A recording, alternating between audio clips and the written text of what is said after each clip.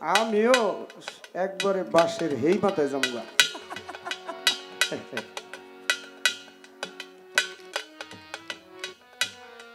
মুক্তা সরকারের ভিতরে অনুরাগ বেশি কেমন ইদানিং।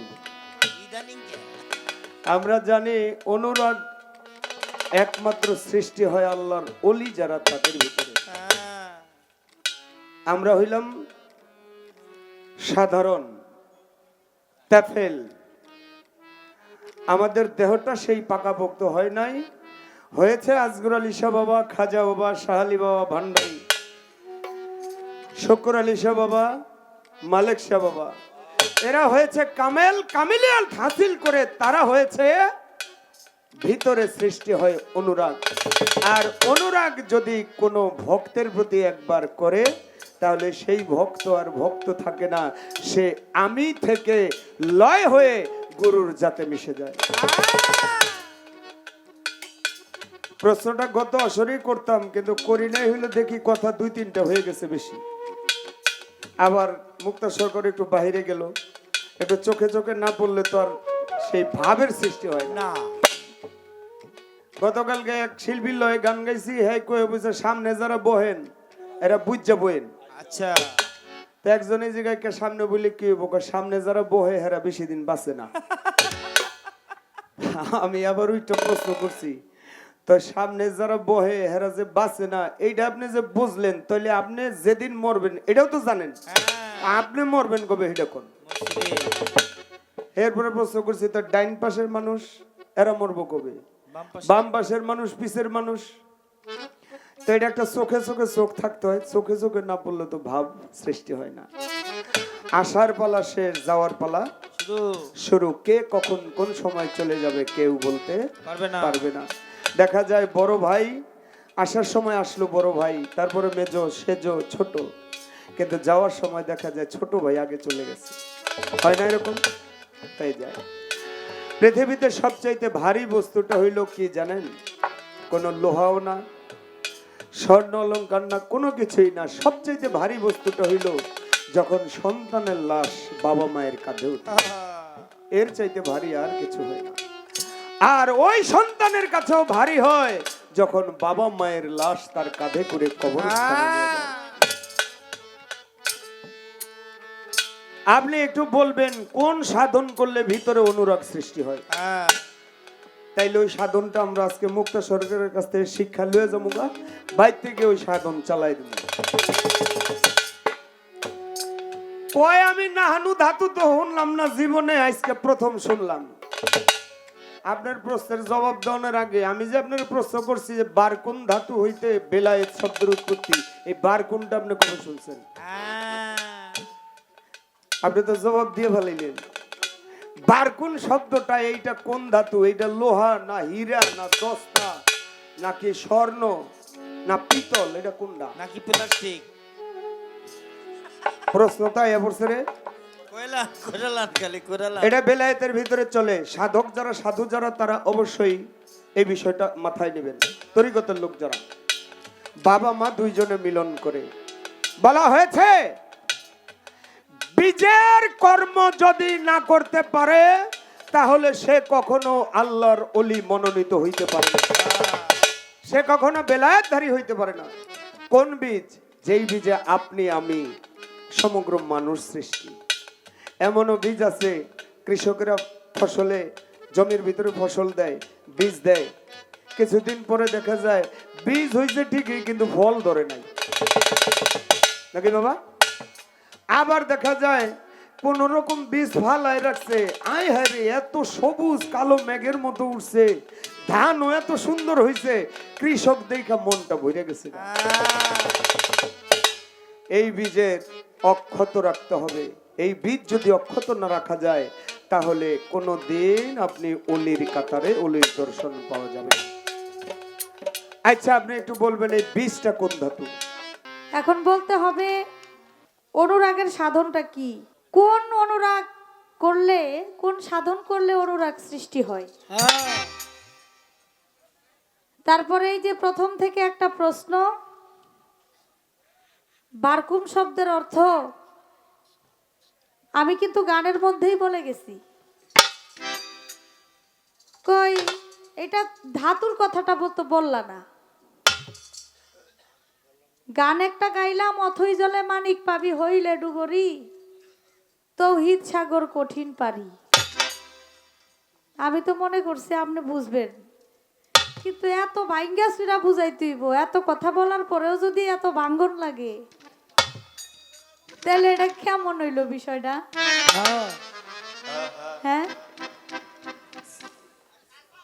যে বুঝে না তারে বুঝানো যায়, যে বুঝা না বুঝার বান করে তারে বুঝানো যায় না। হ্যালো, বুঝা না বুঝার বান করতেছে, এর জন্য ঘুরে ফিরে খালি আমার কুমির দেখাইতেছে, মানে এক জায়গা দাই ঘুরতেছে, খালি জায়গা লড়ে চড়ে না। তো একটা গান গাই, গানটা গাই এই জবাবটা দেই। অনুরাগ করতে পারে, ভক্ত করতে পারে, শিষ্য করতে পারে, এটা অনুরাগ কি? যেমন অনুরাগ করেছিল বড় পীর আব্দুল কাদের জিলানীর একজন ভক্ত ছিল, আপনারা জানেন, যে 12 বছর চাকরি করছে। বড় পীরের একটা ঘোড়া ছিল, ঘোড়ার ঘাস কাইটা আইনা ঘোড়ারে খাওয়াইছে, বড় পীরের পিছে পিছে ঘুরছে, বড় পীরের সাথে সাথে গেছে, বড় পীর যেখানে যাইতো সেখানেই যাইতো, বড় পীরের বাড়ির কাজকর্ম সব কিছু করতো, ঘোড়ার দেখাশোনা করতো। তো খালি আইসা ভক্তরা খালি আইসা খালি বড় পীরের কাছ থেকে খেলাপুতি লয়ে যায়। আর ওই ঘোড়ার যে ঘাস কাটে, এ বেটাই কয় কি, কত ভক্ত আইয়া খেলাফত লয়ে গিয়ে আউলি হয়ে গেল গা, আর 12 বছর চাকরি করলাম, আমারে কিছুই দিল না, দূর এ বাড়িতে আর কাজ করবো না জায়গা। রাগ হইয়া যাইতাছে, আর মনে মনে কয় দূর আগুন ধরা যাক বাড়িতে, কইতে দেরি আর আগুন ধরতে দেরি নাই। পিছের দিকে চায়া দেখে ধাউ ধাউ করে আগুন জ্বলতে শুরু করে। তখন মনে মনে কয় এই বাড়িতে 12 বছর চাকরি করছি, 12 বছর কাজ করছি, নুন খাইছি, এখন এই বাড়ি আগুনে পুড়া যাইতাছে, একটু পানি দিয়া নিবাইয়া তারপরে যাই। আবার পিছের দিকে গেছে, আবার পিছনের দিকে গিয়া যখন বলছে যে বাবা আপনি এত বড় পীর, আপনার বড় তো আর কোনো পীর নাই, আপনি আগুনটা নিবান, আপনি বললেই তো নিবা যায়। বড় পীর আব্দুল কাদের জিলানী বলে, যে লাগাইছে আগুন সেই নিবাইব। এখন ওই ভক্ত মনে মনে কয় কি রে, যে লাগাইছে সে নিবাইব, মনে মনে কইছিলাম যে বড় পীরের বাড়িতে আগুন লেগে যাক, নাকি আমার কথাই আগুন লাগছে, একটু করে দেখি তো। মনে মনে আবার বলে আমার কথাই যদি আগুন লাগে তাহলে আগুন নিভা যাও, সাথে সাথে আগুন নিভা গেছে। এই যে অনুরাগ, আসলে তো সে রাগ করে নাই, এটা অনুরাগ করছে, দূর দিল না জায়গা। এখন আপনি তো আমার জিজ্ঞাসা করলেন না একবারও যে আমি অনুরাগটা কেন করছিলাম। খালি অনুরাগ কোন সাধন কর লইব, খালি সাধন জানতে চাই।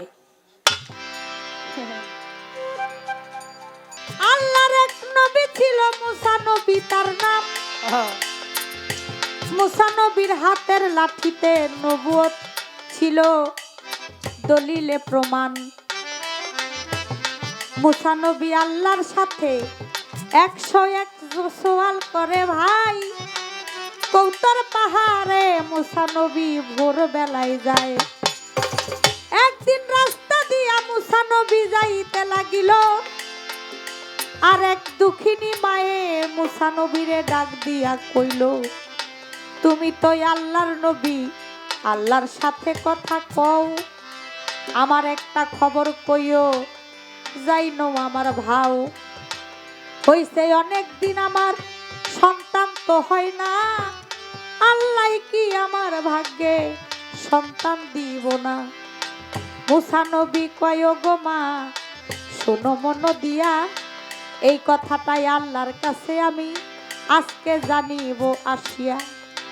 আল্লাহর কাছে গিয়া মুসা তখন হাতে কয়, রাস্তা দিয়া আসার সময় এক মা জননী কয়, তার ভাগ্যে কি সন্তান লেখো নাই, ও গো পাক পরোয়ার দেগার, বলো বলো বলো আমায় আমি করব সমাচার। আমার আল্লাহ কয় ওরে মুসা তুমি দাও না কইয়া ওই মহিলার ভাগ্যে আমি সন্তান রাখি নাই রে মিয়া। এই কথা বলিয়াছে আপে পয়গাম্বরে আমার মুসা নবী খবর লইয়া যাই মহিলার ধারে গিয়া বলে ও গো মা তোমারে জানাই আল্লাহ তোমার ভাগ্যে কোনো সন্তান লেখে নাই। এই কথা শুনিয়া দুঃখে কষ্টে মায় কাঁদতে কাঁদতে তিনি তাহার বাড়ির দিকে যায়। সন্ধ্যা হইয়া গেল হাইরে স্বামী আসবে ঘরে কিছু না কিছু খাইতে দিতে হবে যে স্বামীরে। কান্দে আর রুটি বানায় শোনেন ঘটনা এক পাগেলায় আইসা বলে হইল রোয়ানা। মহিলায় কান্দে আর রুটি বানায় স্বামী আসবে ঘরে স্বামীকে খাবার দিতে হবে। দুইটা রুটি বানায় যতটুকু আটা আছে দুইটা বানানোর পর দেখে আর একটু আটা আছে পরে বলে যে এটা দিয়েও একটা রুটি বানাই স্বামী দুইটা রুটি খাবে আর আমি একটা খাইয়া রাত্রে শুয়া থাকবো। মুসা নবী যে খবর দিল এই খবর আমার স্বামীকে আমি কিভাবে বলি যে আমার ভাগ্যে আল্লাহ সন্তান লেখে নাই। এদিক দিয়ে এক পাগল যার নাম হলো বাহল্লুল পাগল। এই বাহল্লুল পাগল দরজার সামনে এসে বলে ঘরে কেউ আছো নাকি? আমি কিছুদিন যাবত অনাহারে আছি, আমার পেটে অনেক ক্ষুধা, মা যদি কিছু খাবার দিতা। মহিলাই কয় আহা এমনিতেই দুঃখী আমি, আমার নাই ঘরে খাবার। ঠিক আছে আমি নাইলে আজকে নাই খাইলাম, আমার এখান থেকে একটা খাবার একটা রুটি আমি পাগলারে দিয়ে দিই। একটা রুটি পাগলারে দিছে। আরে রুটি খাইয়া বাহল্লুল পাগল আল্লাহর কাছে দোয়া করে, আল্লাহ যে আমার পেট ঠান্ডা করছে খাওয়াইয়া তুমি তার অন্তর ঠান্ডা কইরো, একটা সন্তান দিও আল্লাহ তারে। এই কথা শুনিয়া মহিলাই কয়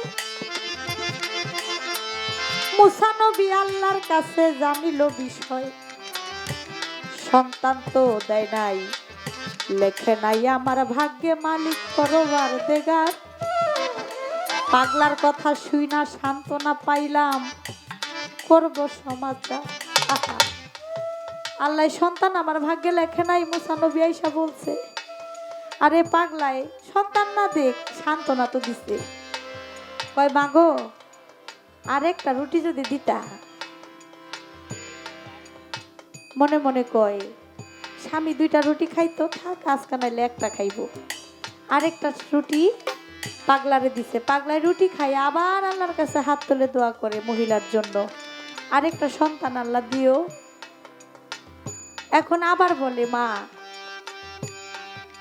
পেটের একটা কোনা বাকি আছে, যদি আবার আরেকটা রুটি দিতা খাইয়া আমার পেটটা ভরতো, আমি আল্লাহর কাছে দোয়া করতাম। মহিলা মনটা নরম হয়ে গেল, কয় ঠিক আছে স্বামীরে নাইলে আজকে বুঝাইয়া বাজায়া আজকে দুজনে 2 গ্লাস পানি খাইয়াই শুয়া থাকতো, আরেকটা রুটি পাগলারে দিয়া দিই। 3টা রুটি খাইলো পাগলায়। শোনেন ঘটনা, দোয়া কইরা পাগলা বেটাই হইল রওয়ানা।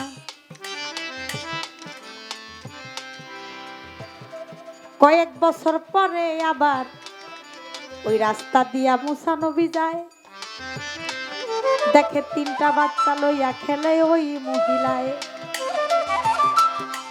3 বাচ্চা দেখিয়া মুসা নবী গেল কেমন হইয়া, মহিলার কাছে গিয়া বলিল বিনাইয়া, এই বাচ্চাটি তো সুন্দরী, কার বাচ্চাই দি? কই কেন আমার বাচ্চা? আমার বাচ্চা মানে? হ্যাঁ। কই বাচ্চা পাইলা কই? কই আল্লাহ দিছে বাচ্চা। তোমার আল্লাহরে গিয়া জিগাও কয়টা আল্লাহ। তুমি কোন আল্লাহরে জিগাইছো যে আমার ভাগ্যে সন্তান লেখে নাই? আর এ বাচ্চা চাইলো কইতে, এগুলো আমার গর্বের সন্তান। কই করছে কি? তাড়াহুড়া করে আবার দৌড়ে গেছে গিয়া কই, আল্লাহ তুমি না বলছো এই মহিলার ভাগ্যে সন্তান নাই, তাহলে এই মহিলা এখন 3 বাচ্চা লইয়া খেলতেছে, এগুলা কার সন্তান? আল্লাহ কই, এ মুসা নবী এত পেরেশান হইও না, পেরেশান হইও না। তোমারে আগে একটা কথা বলি, কথাটা শুনো, কথাটা রাখো, তোমার কথার জবাব দিব। আগে আমার একটা জিনিস খাইতে মন চাইছে, তুমি আগে এটা খাওয়াও। কই কি? কই মানুষ সৃষ্টি করলাম আমি, মানুষের মাংস খাইয়া দেখলাম না কেমন লাগে, আমার একটু মানুষের মাংস খাওয়াইবা। একটা ছুরি আর একটা প্লেট লইয়া মানুষের কাছে কাছে যায়, গিয়া বলে আল্লাহ চাইছে মাংস খাইতে, একটু মাংস দিবেন। মুসা নবীকে সবাই কয় পাগল হয়ে গেছে, হ্যাঁ আল্লাহ মাংস খায়। সবাই ধমক দিয়া পাগল কইয়া দৌড়ানি দিয়া তাড়ায় দেয়, আর মুসা নবী দৌড় খাইয়া জঙ্গলের ভিতর দিয়া দৌড়ায়। আর ওই পাগলাই জঙ্গলের মধ্যে বসা, কয় এই মুসা নবী তুমি দৌড়াইতাছো কারণ কি? ছোট বাজার আপনারা দৌড়াইতাছো কারণ কি? কারে আল্লাহ চাইছে মাংস খাইতে, মানুষের কাছে গেছি সারাদিন ঘুরছি, মানুষে আমারে পাগল ছাগল কইয়া আমারে দৌড়ানি দিছে, মানুষের মাইরের হাত থেকে বাঁচার জন্য আমি জঙ্গল দিয়া দৌড়াইতাছি।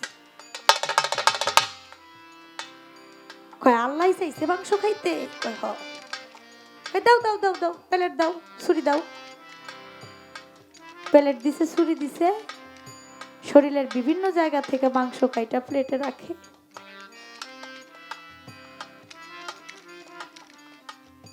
একটা চোখ উঠাইয়া প্লেটে রাখে, আর বলে মুসা নবীকে, একটা চোখ দিলাম মুসা রে, ওরে আমি আরেকটা চোখ রাখলাম বাকি, এই চোখ দিয়া যেন আমার প্রাণ বন্ধুরে দেখি,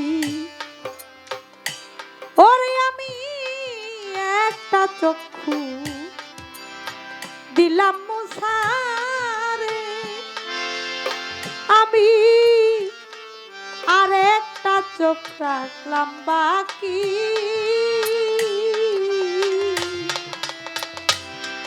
আমার এই চোখ দিয়া যেন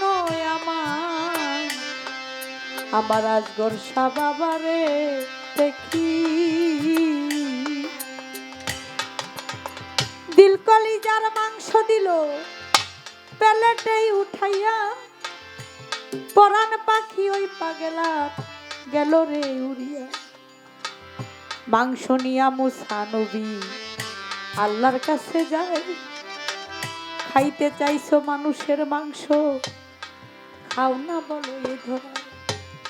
আল্লাহ কই, ওরে মুসা মাংস দিল কে তোমারে?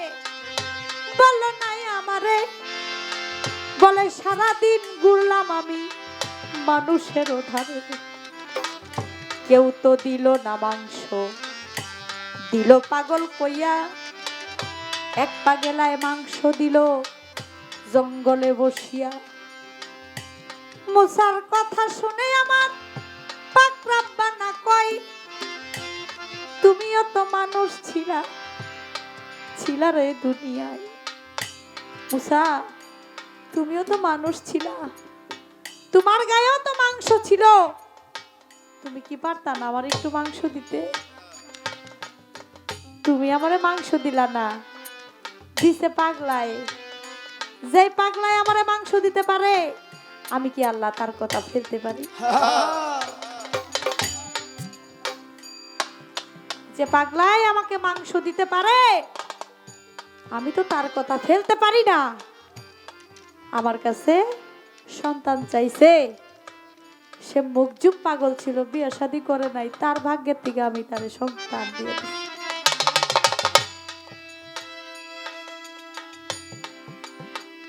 তাহলে বলি আল্লাহর কেরামতি খেলা এটা জোর করা বোঝা সম্ভব না। আমাদের শহর কুতুব হায়দার শাহ বাবা, সে যখন হাঁটতো নিচের দিকে চাইয়া, তার পিছনে 1-150 ভক্তবিন্দু এমনি হাঁটতো, কত কিছু লইয়া যে হাঁটতো, কারো জিনিস খাইতো না, যদি ভাল লাগতো খাইতো, না ভাল লাগলে নাই, কারো দিকে মাথা উঠাইয়া চায়ও নাই। আমি একদিন আমাদের এই শাহালি মার্কেটের যে গলি, এই গলি দিয়ে হাইটা যাইতেছে, আমি ছিলাম রিক্সায়, আমি রিক্সা থেকে নাইমা, উনি হাঁটতেছে, ওনার পিছনে তো এমনি হাঁটে সবাই, আমি রিক্সা থেকে নাইমা খালি রিক্সাওয়ালারা ভাড়া দিয়ে আমি পিছনে পিছনে হাঁটতেছি, আর হায়দার শাহ বাবাই খালি নিচের থেকে খালি খালি এইভাবে একটু খালি একটুখানি এইভাবে একটু তাকাইছে, আর কিছু না। আমি একটা ভক্তি দিয়া তারপরে শাহালি বাবার দরবারে চলে গেছি। তাহলে আল্লাহর ওলি যারা, তাদের হাল দেখলে বোঝা যায়, চোখ বন্ধ করলেই বোঝা যায় যে আমার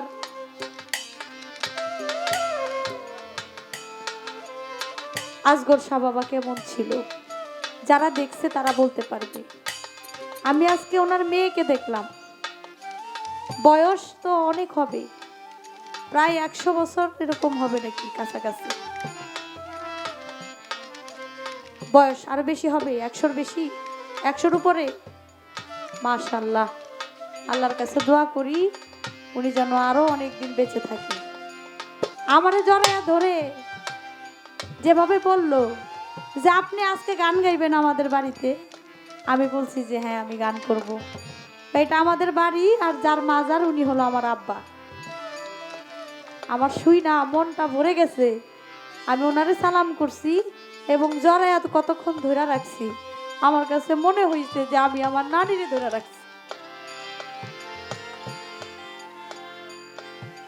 আমার নানা নাই, চলে গেছে পৃথিবী ছেড়ে, আমার নানি আছে, আমার নানির অনেক বয়স, এই বয়সের কাউকে দেখলে আমার কাছে খারাপ লাগে।